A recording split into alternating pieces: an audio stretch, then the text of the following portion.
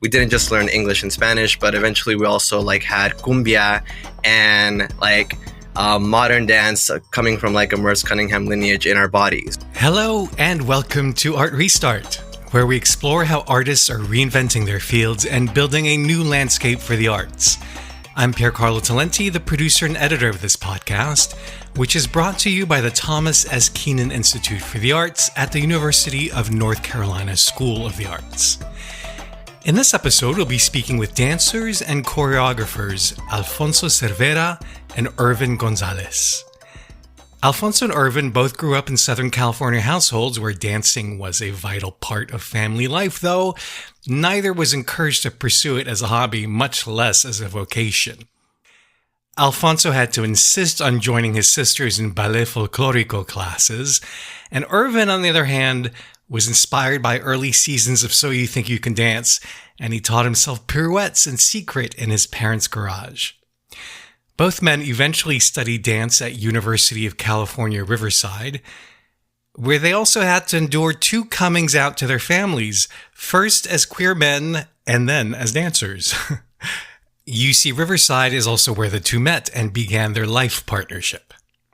While in grad school, Alfonso and Irvin admired the work of fellow dancers Rosa Rodriguez-Frazier and Huerta, and the four joined forces to create Primera Generación Dance Collective, which, as the name makes clear, is devoted to uplifting the first-generation Mexican-American experience onto American stages. Primera Generación, PGDC for short, is now almost 10 years strong and continues to challenge conventional notions of contemporary dance with work that is joyous, confrontational, and often intentionally messy. And that messiness is key. The collective embraces the concept of desmadre, a Spanish term that can refer to disorder, exuberance, or both, as both a choreographic strategy and a call to reflection and social change. Irvin and Alfonso are now both professors at The Ohio State University, and they spoke to me from their home in Columbus. I started off by asking them for the aha moment that led them, Rosa and Patty, to join forces and create their new collective. Alfonso starts us off. I think it was in grad school. I believe Irvin was already in his first year of grad school, and Rosa she was in her second year, about to graduate, I believe. And after, when I finished undergrad, I had traveled to San Francisco. I was like doing all these festivals to come back, and I just happened to come back to Riverside. And I was just asking myself the question, like, what do I do now? What do I do now as a dancer? What do I do now as an artist? Also, because as a individual artist, it was hard to make money and to like thrive off of doing something very specific in terms of fusion forms or anything of dealing with Mexican identity, I thought. So it wasn't until I actually saw Rosa's dance piece, her MFA thesis, which was a conversation about her Mexican identity and banda, and how she was navigating what it meant for her to be in place and what it meant for her to be in place of other non-brown people. And I think I was really inspired by what I was seeing, and having been in grad school right after in my first year. And I was just reflecting a lot because Patty was also in her second year, about to graduate. So essentially we all met in grad school. We were all dealing with this question of, how does our Mexican American identity take up space? How do we reclaim space? How do we reclaim our identity? And each one of us was tackling it very differently. And it was really inspiring to me to see that, and that we all share something in common, but we all channel it differently through a specific dance form. Can you say more about what different dance forms? What was each of you exploring? Yeah. So, I mean, obviously we all were sharing the same vocabulary of like modern dance. But for example, Patty is, in my eyes, a super professional in salsa, cumbia, bachata, and Irvin does quebradita dancing, and then Rosa does banda dancing, versus like me, who does ballet folklórico, right? And we all have kind of dabbled in each other's forms, but we're each very specific in kind of what we're able to offer to the collective a little bit more. So it was really nice to see that as four separate individuals. So during that time, I was already teaching at in LA. It was at the time it was called CMDC, Contemporary Modern Dance Cooperative, I believe. I don't think that that entity exists anymore, but I was teaching for that entity. And so what was really nice is that they offered space for those teachers to share work. And they had offered me an invitation to share work as a soloist originally.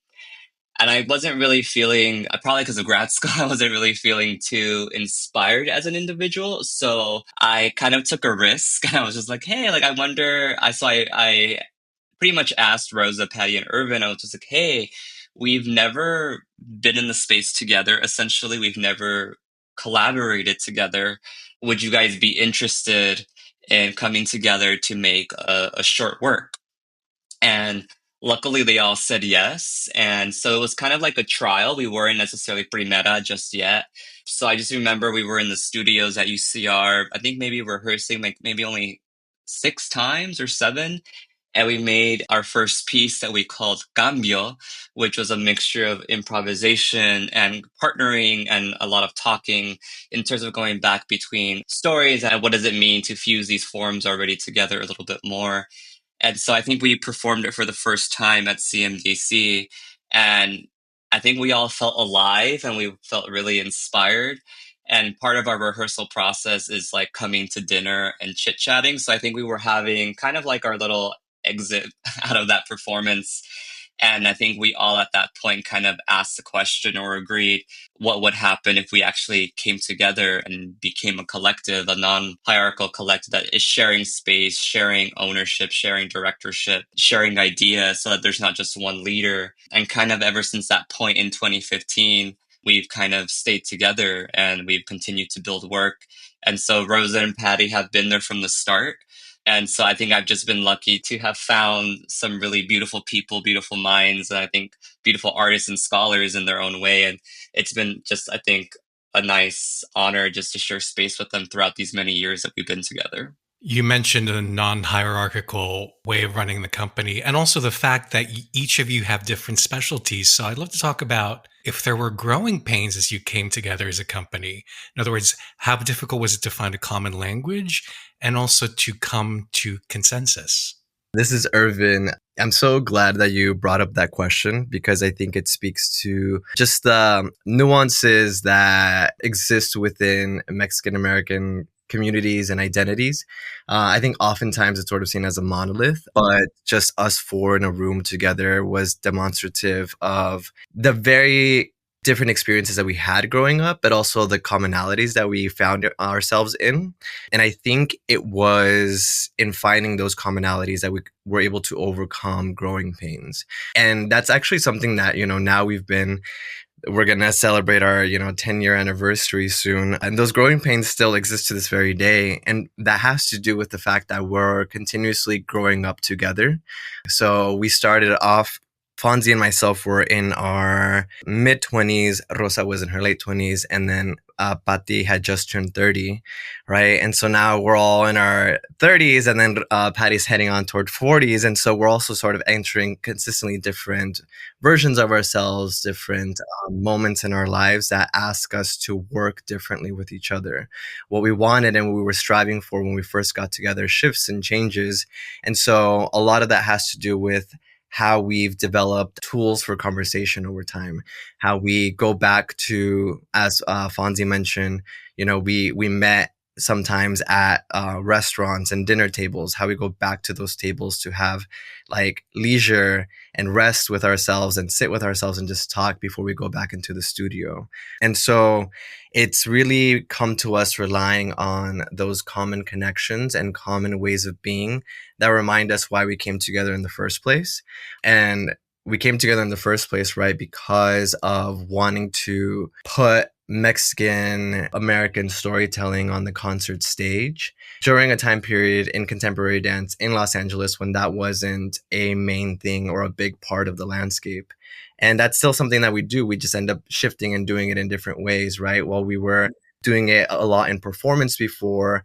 Now we might be doing it through curation, right? Because there's a new generation of beautiful Mexican American artists coming in, or we're doing it through fundraising, or we're doing it through podcasts, So definitely growing pains, I think, are always going to be part of the collective because we will always find new versions of ourselves and new approaches to what it means to make Mexican American art and be Mexican American. And so I think at this point, we've also come to a space where we're embracing the growing pains. For those of us who haven't been lucky enough to experience one of your pieces in person, I'd love it if you could describe a piece, whether older or recent, that you co-created that you think best embodies the collective's aesthetic mission.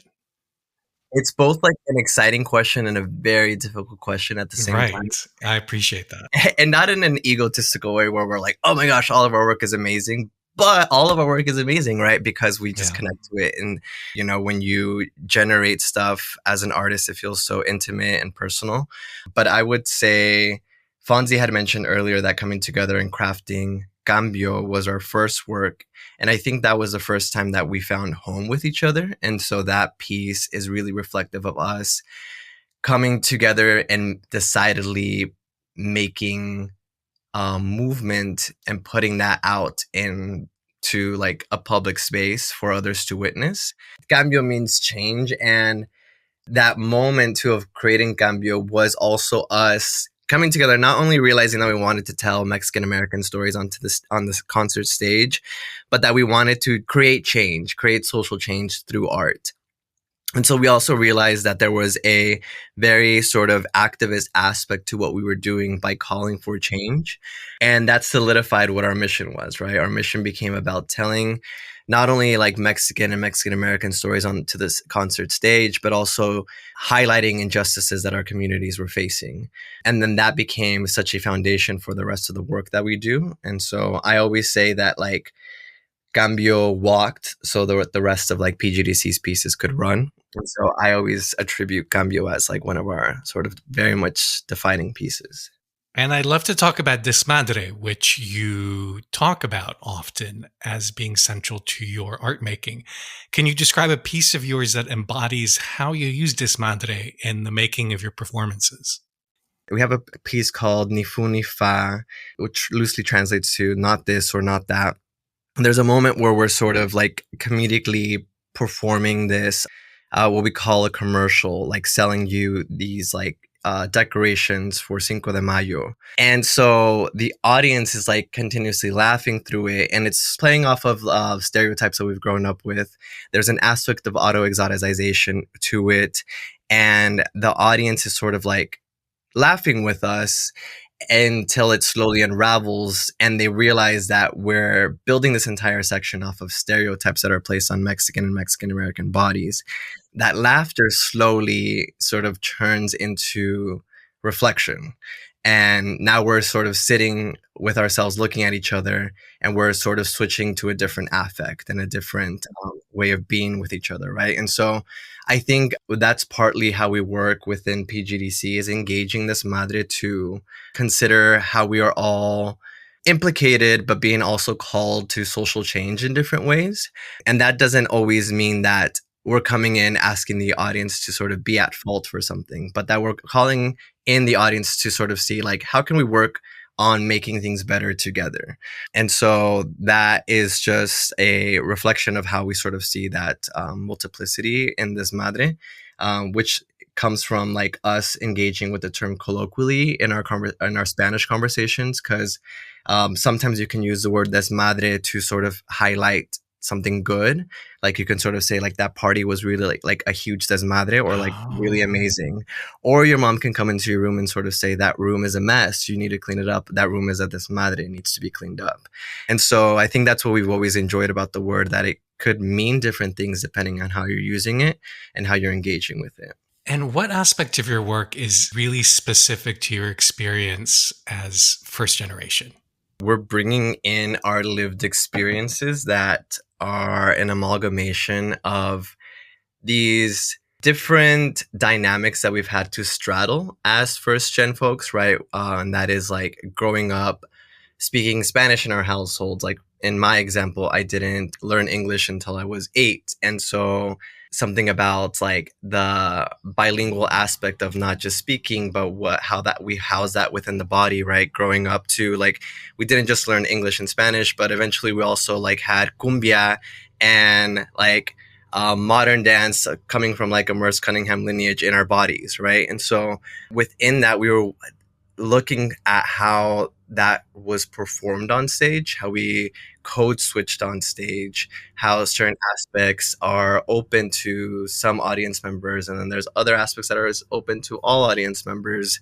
And we wanted to really put that into movement, right? To sort of see how the body moves because of the bilingualisms that exist within it, whether that is through oral language or through body language. We wanted to showcase the fact that we were navigating our parents' migration journeys, and then we were also carrying the burden of their American dream imposed on us. And I think that proximity to just being first gen is such a unique experience.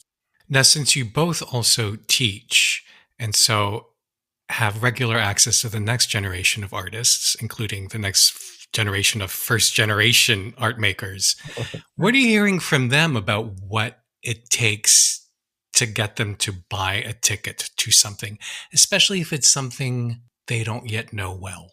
This is Alfonso. Yeah, I think our students are living in a very different time, and I think, Irvin and I are now located in Columbus, Ohio, at the Ohio State University, and I think it's a different type of conversation with our students now. And part of what I've seen a little bit more and have witnessed is I remember going to school, and there was a little bit more of, I guess I would say, like a demand for us to go see dance, to go see shows consistently as part of your practice and as part of being a dancer or choreographer. And I feel like that has changed a little bit more because of accessibility, right? To being able to purchase a ticket, to being able Although as a to, student, you can usually get steeply discounted tickets, right? yeah, but even sometimes like where I think our students are managing still like other jobs, right? Right. Trying to go to It's school still full a burden. time. Yes. Yeah, Mhm. it's still a little bit of a burden. So I think I've seen a little bit more of that shift a little bit here in Columbus, Ohio. But in terms of them seeing our work, I think something that Irvin and I have done is having like I guess open studio rehearsals, allowing our students to be a part of that, or using our technique classes or whatever we're doing as a sharing of what we're also doing outside. So it doesn't feel separate, but it's all intertwined as to what we're doing as teachers and as artists a little bit more. And I feel that has opened our students up in terms of possibilities of how one can see themselves in relationship to their identity and what does actually contemporary dance mean. I think sometimes it's a little difficult sometimes to get certain people in the seats and have people see perhaps the work that we're doing because they feel like they won't connect with it because it's sometimes I think for me at least the work isn't like the way that we imagine contemporary dance to be seen all the time. It's challenging that norm. So I feel that when our students see that possibility and see what you can do with all of these different modalities of what you've grown up with and your lived experience, that your lived experience is your art. It is your artwork. And that is what sets you apart and different from the person next to you. Obviously there's crossovers with that, but I think once you have those conversations, it allows you to see art differently. It maybe allows you now to go witness different types of dance pieces as well, that maybe that you're not always going to go see the ballet, but maybe you're going to go see a different type of Latina artist who is talking about nostalgia and border crossings, right? And what does that mean for you as a person who's witnessing, and maybe you know other people that have found similar connections or storylines within that message or non-message, because sometimes it's abstracted. You mentioned living in the Midwest now. At this point, you must have met other first generation Midwestern Mexican Americans. Is there a little bit of a culture shock there? What have you learned from that particular demographic that you might not have known before? Yeah, I've traveled. I've worked at different institutions, so each time I go, it's been a shock for me, especially having lived in California and started creating work there, where a large portion of the demographic are Mexicanos, Latina. So when I first left, I was like, oh, how does my work translate to this space and to these people? So right now in Columbus, Ohio, it's been interesting because we have what we call here the Center for Latin American Studies, which is a group of professors who work in their different mediums. And I think that's been a really central focus point of kind of grounding us in terms of how our work can be seen, and building connections and networking with them. That's an institute at OSU? It's like a little department, I would I say. see. Yeah. Okay.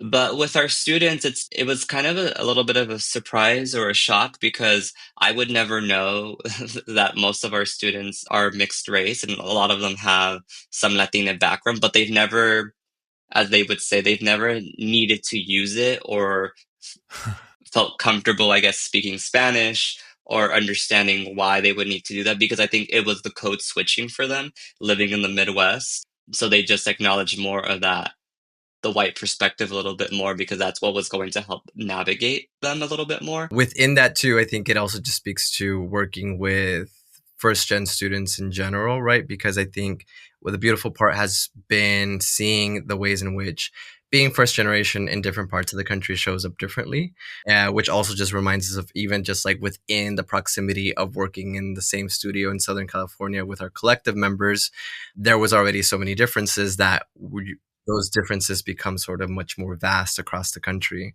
And it was a beautiful reminder too, coming to work in the Midwest, that like Latinidad is not a monolith, right? The ways in which Latinidad is constructed in somewhere like Columbus, Ohio is very different from growing up in Southern California next to the border. And so it was nice to sort of see that play out in conversations.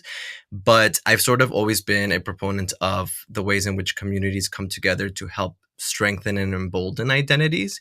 And so that there's something in us coming together and sort of encouraging students and, you know, those students encouraging us to sort of to continue to revel and dive into the nuances in our identities and use that as platforms for art making that has been really generative and beautiful, because we've also come across, you know, other first gen students with different cultural backgrounds who, you know, their parents might be from the Czech Republic, and so what does it mean to engage those aesthetics in your movement, and how can we encourage you to make that a central part of your art making practice? So it's been really nice being in the Midwest and engaging in those conversations, because it also allows us to grow in our own definitions of what being first gen artist is.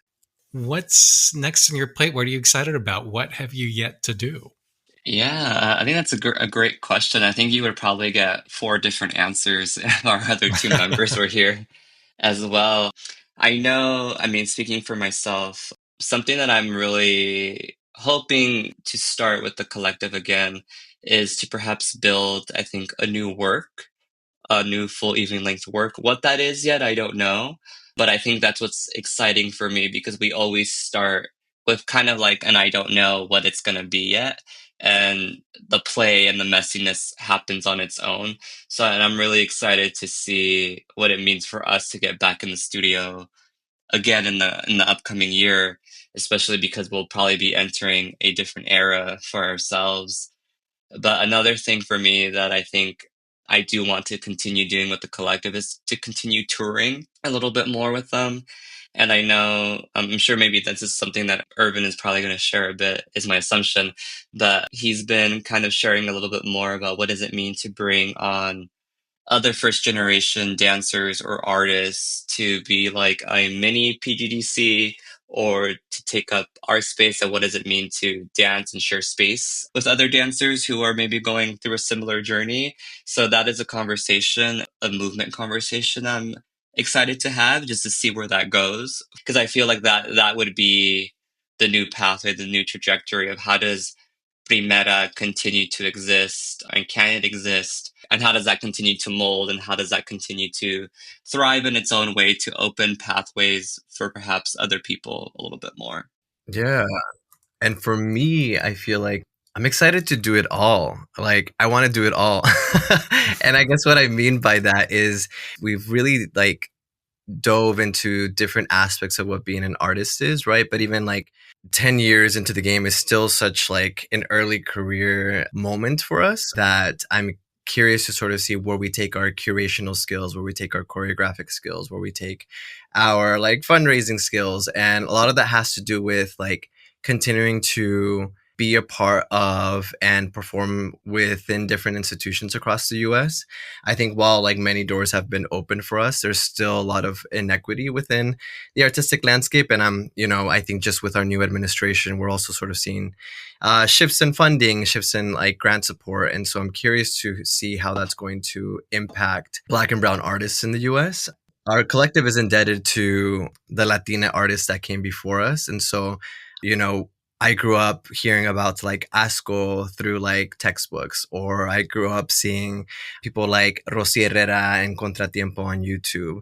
And so there's something really beautiful about continuing to form a part of that legacy of Latinidad and just like badass Latina art makers that I want to sort of be able to do through all of the different skills that we engage with in our collective. If you'd like to learn more about Alfonso and Irvin and access this interview in written form, just head to uncsa.edu/artrestart. Be sure to click the bell or follow or whatever button it is on your platform that'll get you to subscribe to Art Restart, so you'll be the first to get notified when the next episode is released. And as always, we'd love it if you shared this episode with friends you think would enjoy it. Our theme music is by Shanghai Restoration Project. I'm Piercarlo Talenti, and on behalf of the Thomas S. Keenan Institute for the Arts, thank you for listening.